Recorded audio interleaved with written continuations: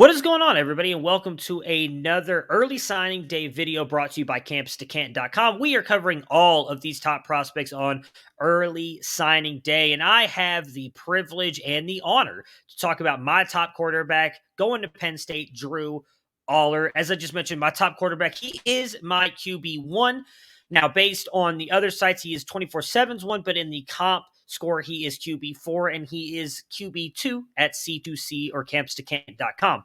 For 24/7, as I mentioned, he is the number one QB for them. He is their third player nationally. Rivals has him at QB6 and the 71st player nationally. ESPN has him at QB2 and the 36th player nationally. And On3 has him at QB1 and the 12th player nationally.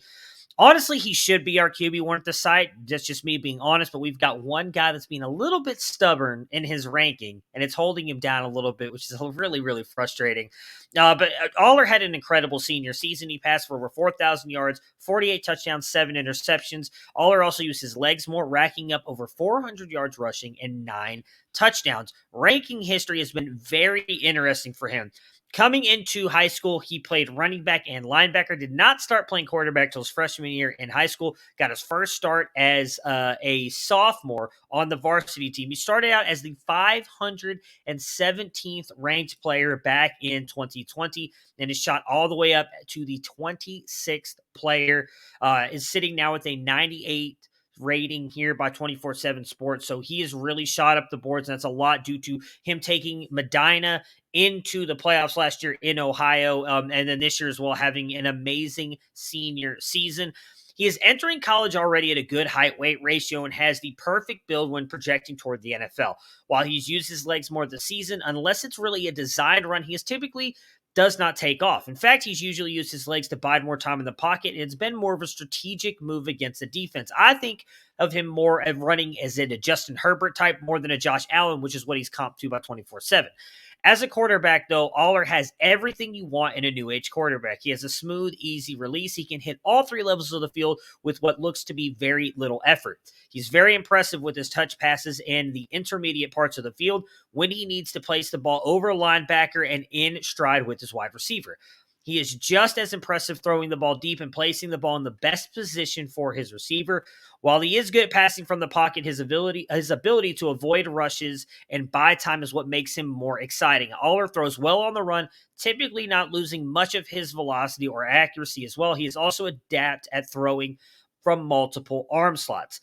It's a bit concerning for me that Aller only completed 60% of his passes with his arm talent that he has. However, that doesn't mean he can't improve on that moving forward. I also don't expect him to be that big of a rushing threat in college. As I mentioned earlier, I think he's more going to be of like that Justin Herbert level at Oregon than necessarily a Josh Allen or Trey Lance type when they were rushing all over the place.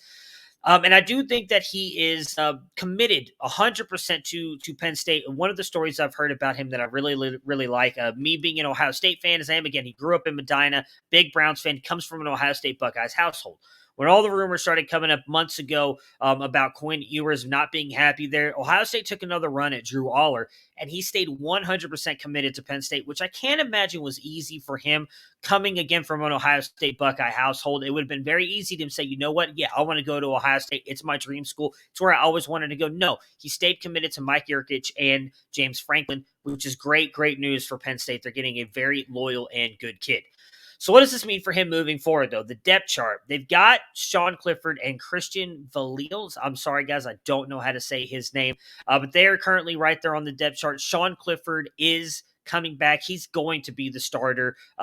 Barring some kind of injury, Clifford will start the 2022 season. So what does that mean for Christian and Drew? It depends on who wins the backup job. If it's me, I do think that Drew Allar likely wins it. He's the better player, and I expect him to win the job or the backup job for the 2022 season. What's going to be interesting for Penn State and Drew Allar is in their first 6 games, they get Auburn, and then in back-to-back weeks, they get Michigan and Ohio State. If they lose all 3 of those games, and they will be out of contention at that point for the Big Ten Championship, I do think there's a shot we see Drew Allar on October 15th against Illinois. Why not throw the kid out there and see what he's got? If not, though, then we likely don't see him take over this job until 2023, where I do think that he has top 24 potential in college. And as I mentioned, I really do think that he has got the ability to move forward and be an NFL quarterback.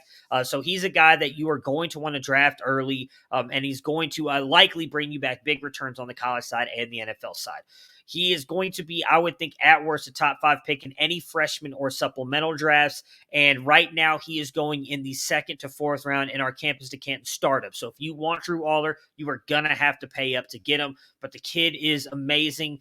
He is easily the QB1 for me. I would almost put him in a tier by himself right now at the quarterback position. As an Ohio State fan, I'm not thrilled about getting a chance to play, or have them having to play this kid here coming up in possibly this year or the 2 years after that, because I think he's going to be really good, not just for Penn State, but for Big Ten football. And he's going to be really good for CFF as well. I think he's a guy that if you get him, you're going to be very happy with his production and likely get first round draft capital out of him. So everybody, please stay tuned to CampusToCanton.com and Campus Canton YouTube channel you guys are watching this video on right now. Make sure to just subscribe.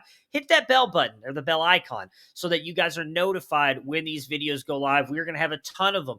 All these players that are signing today, we will have videos on them discussing what we expect for them from the CFF side and moving forward in Campus to Canton leagues. Guys, please enjoy the rest of the day. Enjoy early signing day. It's such a fun day for college football. And continue to look out for all those other players who are signing and those